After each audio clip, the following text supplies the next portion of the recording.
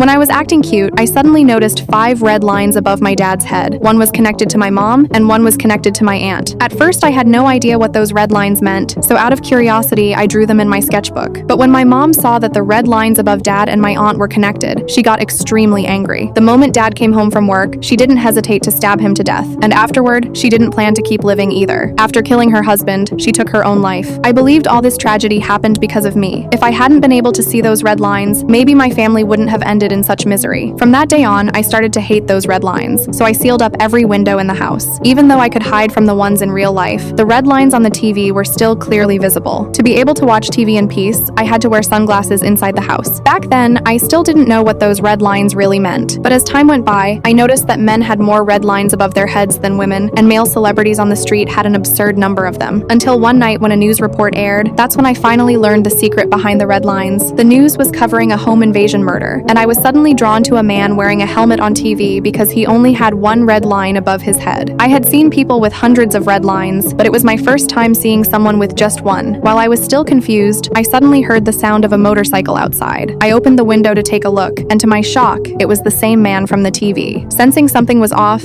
I quickly grabbed my phone to call the police because I suspected he might be the killer from last night's case. Before I could say anything, I suddenly hung up the phone because I realized he might not be a bad guy. Maybe he was dating the woman who lived across the street. But the strange thing was, when the two started kissing, another red line appeared above the man's head. That's when I finally understood the number of red lines.